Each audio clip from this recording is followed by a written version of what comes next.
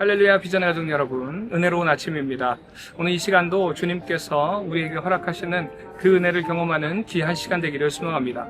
제가 서 있는 이곳은요, 바울이 아덴 지역 아테네에서 복음을 전했다라고 알려져 있는 아레오바고 언덕 아래에 있습니다.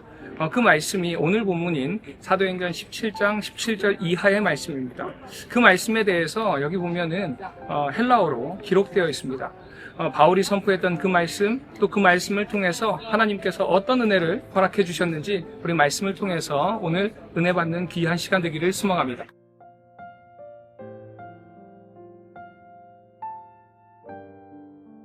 바울이 아덴에서 그들을 기다리다가 그 성에 우상이 가득한 것을 보고 마음에 격분하여 회당에서는 유대인과 경건한 사람들과 또 장터에서는 날마다 만나는 사람들과 변론하니 어떤 에피쿠로스와 스토아 철학자들도 바울과 쟁론할세. 어떤 사람은 이르되 이 말쟁이가 무슨 말을 하고자 하느냐 하고, 어떤 사람은 이르되 이방 신들을 전하는 사람인가 보다 하니 이는 바울이 예수와 부활을 전하기 때문이러라. 그를 붙들어 아레오바고로 가며 말하기를 내가 말하는 이 새로운 가르침이 무엇인지 우리가 알 수 있겠느냐. 네가 어떤 이상한 것을 우리 귀에 들려주니 그 무슨 뜻인지 알고자 하노라 하니, 모든 아덴 사람과 거기서 나그네 된 외국인들이 가장 새로운 것을 말하고 듣는 것 이외에는 달리 시간을 쓰지 않음이더라. 바울이 아레오바고 가운데 서서 말하되 아덴 사람들아, 너희를 보니 범사에 종교심이 많도다. 내가 두루 다니며 너희가 위하는 것들을 보다가 알지 못하는 신에게라고 새긴 단도 보았으니, 그런즉 너희가 알지 못하고 위하는 그것을 내가 너희에게 알게 하리라. 우주와 그 가운데 있는 만물을 지으신 하나님께서는 천지의 주제시니 손으로 지은 전에 계시지 아니하시고, 또 무엇이 부족한 것처럼 사람의 손으로 섬김을 받으시는 것이 아니니 이는 만민에게 생명과 호흡과 만물을 친히 주시는 이심이라.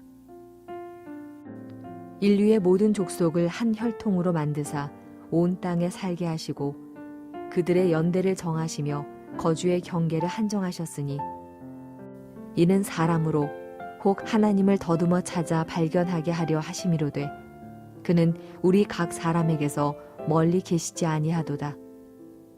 우리가 그를 힘입어 살며 기동하며 존재하느니라. 너희 시인 중 어떤 사람들의 말과 같이 우리가 그의 소생이라 하니, 이와 같이 하나님의 소생이 되었은즉 하나님을 금이나 은이나 돌에다 사람의 기술과 고안으로 새긴 것들과 같이 여길 것이 아니니라. 알지 못하던 시대에는 하나님이 간과하셨거니와 이제는 어디든지 사람에게 다 명하사 회개하라 하셨으니, 이는 정하신 사람으로 하여금 천하를 공의로 심판할 날을 작정하시고 이에 그를 죽은 자 가운데서 다시 살리신 것으로 모든 사람에게 믿을 만한 증거를 주셨음이니라 하니라. 그들이 죽은 자의 부활을 듣고 어떤 사람은 조롱도 하고 어떤 사람은 이 일에 대하여 내 말을 다시 듣겠다 하니, 이에 바울이 그들 가운데서 떠나매 몇 사람이 그를 가까이 하여 믿으니 그 중에는 아레오바고 관리 디오누시오와 다말이라 하는 여자와 또 다른 사람들도 있었더라. 제가 지금 서 있는 이곳은 아테네의 아레오바고 마르스 언덕이라고 불리는 곳입니다. 바로 이곳에서 바울은 수많은 철학자들을 두고 복음을 선포했습니다. 아테네는요, 당시 세계 지성의 중심이었습니다. 에피쿠로스 학파 철학자들, 스토아 철학자들, 수많은 지식인들이 모여있던 곳이죠. 그리고 그들은 이곳에서 새로운 것을 찾아 목말라 했고 토론과 논쟁을 즐겼습니다.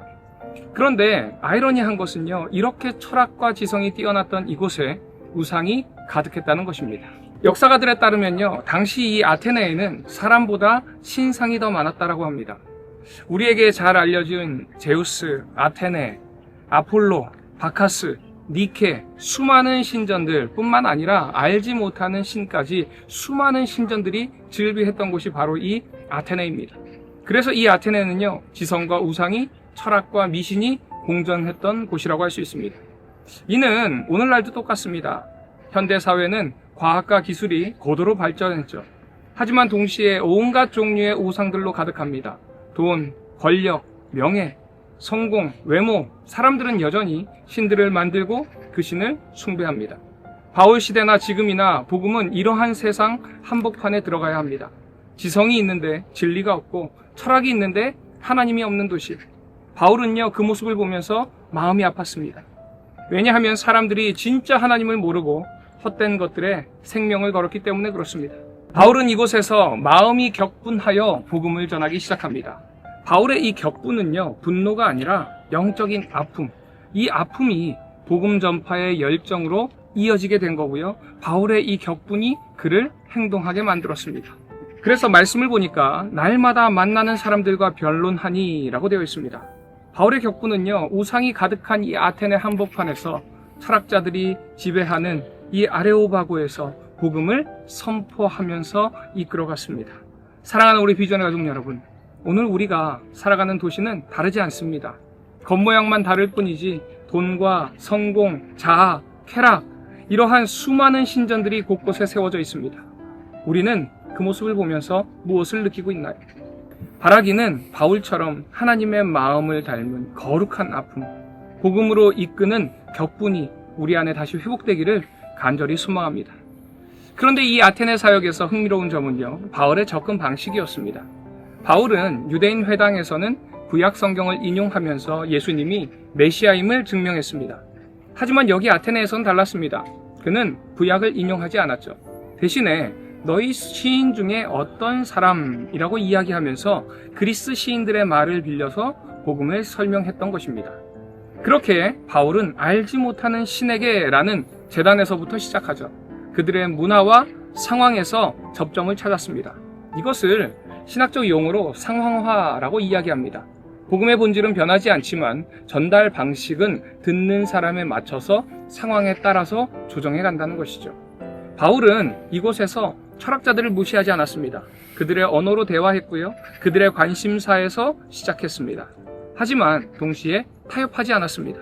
우주를 지으신 하나님, 부활하신 예수님, 다가올 그 심판, 복음의 핵심은 명확하고 담대하게 선포했습니다. 이 소리에 어떤 사람은 조롱했죠. 또 어떤 사람은 다음에 듣자라고 미룹니다. 하지만 말씀을 보니까요, 몇 사람은 믿었습니다. 이는 분명 완벽한 결과는 아니죠. 데살로니가나 베레아처럼 큰 부흥은 없었습니다. 그래서 이 아테네서의 사역을 실패라고 보기도 합니다. 바울이 고린도전서에 보면은 내가 십자가 외에는 아무것도 전하지 않겠다라는 이 결단도요, 아테네서의 이 사역을 통해서 얻은 결론이라고 보기도 합니다. 하지만 그럼에도 바울의 말씀을 통해서 아레오바고의 관리였던 디오누시오, 다마리아라는 여자, 그리고 몇몇 사람들이 믿었습니다. 사랑하는 우리 비전의 가족 여러분, 이것이 바로 아테네가 우리에게 던지는 가장 무섭고도 중요한 질문입니다. 데살로니가에는요, 핍박 속에서 교회가 세워졌습니다. 베레아에서는 말씀을 사모하는 아름다운 공동체가 생겨났습니다. 그러나 지성의 도시 아테네에는 공동체가 세워졌다는 기록이 없고요, 그냥 몇 사람이 믿었을 뿐입니다. 왜 이런 차이가 생겨났을까요? 바울의 메시지가 약해서 그럴까요? 아닙니다. 바울은요, 복음의 핵심에 타협이 없이 선포했습니다. 그렇다면 아테네 사람들이 너무 악해서 그럴까요? 그것도 아닙니다. 성경을 보니까요, 그들은 범사에 종교심이 많았다라고 고백합니다. 그렇다면 문제가 뭘까요? 그들은 말씀에 대한 지적 호기심은 있었지만 삶을 내어드리는 믿음의 순종이 없었다는 것입니다. 바울의 새로운 가르침에는 관심이 있었지만 자신의 죄를 인정하는 회개가 없었다는 것입니다. 말씀을 듣고 감동은 받았지만 자신의 삶을 바꾸는 결단은 없었다는 것입니다. 그들은 복음을 하나의 흥미로운 철학으로, 예수님을 또 다른 연구 대상으로 대했습니다. 머리로는 감탄했지만 무릎 꿇지 않았어요. 이것이 바로 지성이 하나님께 불복하지 않을 때에 나타나는 가장 비극적인 모습입니다. 오늘 이 말씀은요, 2000년 전 아테네 사람들에게만 해당되는 것이 아닙니다. 오늘날 수많은 설교와 성경 공부, 기독교 콘텐츠가 넘쳐나는 홍수 속에서 살아가는 우리를 향한 예리한 경고입니다. 이 시간 우리 자신에게 정직하게 물어보시기 바랍니다. 나는 주일 설교만 들으면서 얼마나 자주 그냥 감탄하고 있지는 않은지, 나는 성경 지식을 아는 것에 만족하면서 그 말씀을 내 삶에 쳐서 복종시키는 일을 주저하지는 않는지, 나의 신앙을 머리로 동의하는 철학에 그냥 불구하다라고 생각하는지, 아니면 그 말씀을 내 삶의 주인으로 바꾸는 항복이 있는지, 이 시간 우리의 모습을 돌아보면서 우리가 그 말씀 앞에 온전히 순복하기로 결단하는 이 시간 되기를 간절히 소망합니다. 적용 질문입니다. 나는 오늘 말씀 앞에서 그냥 감탄만 하고 혹시 순종은 미루고 있지 않는지 나의 모습을 돌아보시기 바랍니다. 두 번째 적용 질문입니다. 나는 지금 무엇에 거룩한 격분을 느끼고 있나요? 나의 분노가 대부분 나를 위한 분노입니까? 아니면 하나님을 모르는 영혼들을 향한 아픔입니까? 이 시간 나의 분노를 돌아보면서 하나님께 회개하고 하나님의 마음을 품는 귀한 시간 되기를 소망합니다.